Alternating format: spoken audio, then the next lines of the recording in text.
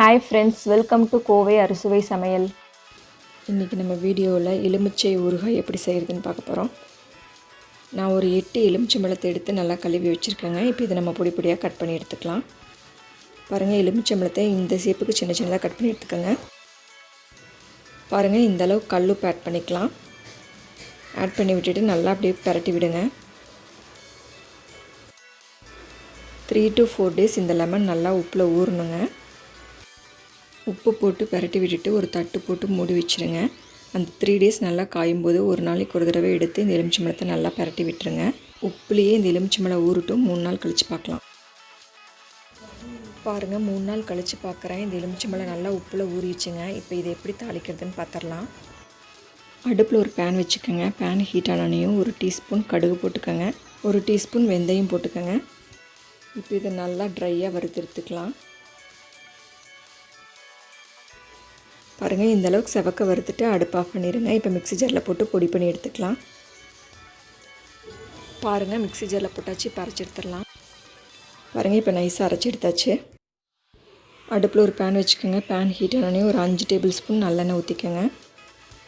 எண்ணெய் நல்லா காஞ்சது 1 டீஸ்பூன் கடுகு போட்டுக்கோங்க. கடுகு பொரிஞ்சோடனே ஒரு கொத்து கருவேப்பிலை போட்டுக்கோங்க. 2 பச்சை மிளகாய் இந்த மாதிரி கீறி வச்சுருக்கேன். இதை ஆட் பண்ணிக்கலாம். இப்போ இது கரண்டி வச்சு நல்லா வணக்கி விடுங்க. இப்போ 3 நாள் உப்பில் ஊறினா அந்த கட் பண்ண எலுமிச்சம்பழத்தை இதில் ஆட் பண்ணிக்கலாம். இப்போ இந்த எலுமிச்சம்பழத்தை நல்லா அந்த எண்ணெயில் சேர்கிற மாதிரி நல்லா பரட்டி விடுங்க. இப்போ இதில் 1 டேபிள் ஸ்பூன் பெருங்காயத்தூள் ஆட் பண்ணிக்கலாம். அடுத்து நம்ம வறுத்து அரைச்சி வச்சுருந்த அந்த கடுகு வெந்தய பொடி ஆட் பண்ணிக்கலாம். 2 டேபிள் ஸ்பூன் மிளகாய்த்தூள் ஆட் பண்ணிக்கலாம். உங்களுக்கு காரம் எப்படி வேணுமோ அதுக்கு தகுந்த மாதிரி ஆட் பண்ணிக்கோங்க. இதெல்லாம் சேர்த்துட்டு நல்லா பரட்டி விடுங்க. இந்த எண்ணெயில் எல்லாமே நல்லா சேரணும். அந்த மாதிரி நல்லா பரட்டி விட்டுக்கோங்க. இப்போ கொஞ்சம் கல்லுப்பு ஆட் பண்ணிக்கலாம். நம்ம ஆல்ரெடி உப்பில் தான் இந்த எலுமிச்சம்பழத்தை ஊற வச்சுருக்கோம். அதனால் நீங்கள் தேவையான அளவு ஆட் பண்ணிக்கோங்க. ஆனால் எப்போவுமே ஊறுகாய்க்கு உப்பு கொஞ்சம் தூக்கலாக இருந்தால் தாங்க நல்லாயிருக்கும். அப்படியே எண்ணெயில் நல்லா பரட்டி விட்டுட்டு ஒரு 10 to 15 minutes மீடியம் ஃப்ளேமில் வச்சு அப்படியே விட்டுருங்க. அவ்வளோதாங்க, காரசாரமான எலுமிச்சம்பழ ஊறுகாய் ரெடி ஆயிடுச்சு. இப்போ அடுப்பு ஆஃப் பண்ணிடலாம். இது நீங்கள் ஒரு டப்பாலையோ இல்லை ஏர்டைட் கண்டெய்னர்லையோ போட்டு ஸ்டோர் பண்ணிங்கன்னா ரொம்ப நாளைக்கு வரும். என்ன தான் நம்ம சாதத்துக்கு அப்பளம் பொரியல் எல்லாம் வச்சு சாப்பிட்டாலும் ஊறுகாய் வச்சு சாப்பிட்டிங்கனாலே அது ஒரு தனி டேஸ்ட்டு தாங்க. அதுவும் தயிர் சாதத்துக்கு ஊறுகாய் செம்ம மேட்சிங்காக இருக்குங்க.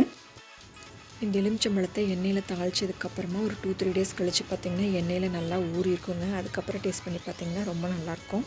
இந்த எலுமிச்சம்பழ ஊறுகாய் பார்த்திங்கன்னா நல்லெண்ணெயில் ஊறத்தாங்க டேஸ்ட்டு ரொம்ப நல்லாயிருக்கும். இந்த ரெசிபியை நீங்களும் வீட்டில் ட்ரை பண்ணி பாருங்கள். ரொம்ப நல்லாயிருக்கும். உங்களுக்கு ஏதாச்சும் ஃபீட்பேக்ஸ் இருந்துச்சுன்னா கமெண்ட் செக்ஷனில் சொல்லுங்கள். இந்த வீடியோ பிடிச்சிருந்தால் லைக் பண்ணுங்கள், உங்கள் ஃப்ரெண்ட்ஸுக்கு ஷேர் பண்ணுங்கள், மறக்காமல் சப்ஸ்கிரைப் பண்ணுங்கள். கீழே இருக்கிற பெல் ஐக்கானை கிளிக் பண்ணிட்டீங்கன்னா நான் போடுற வீடியோஸோட நோட்டிஃபிகேஷன் உடனுக்குடனே உங்கள் மொபைலுக்கு ரிசீவ் ஆயிடும். சமைப்போம், சுவைப்போம், உணவையே மருந்தாக்கி ஆரோக்கியத்துடன் வாழ முயற்சிப்போம். தேங்க்ஸ் ஃபார் வாட்சிங் திஸ் வீடியோ. Thank you friends.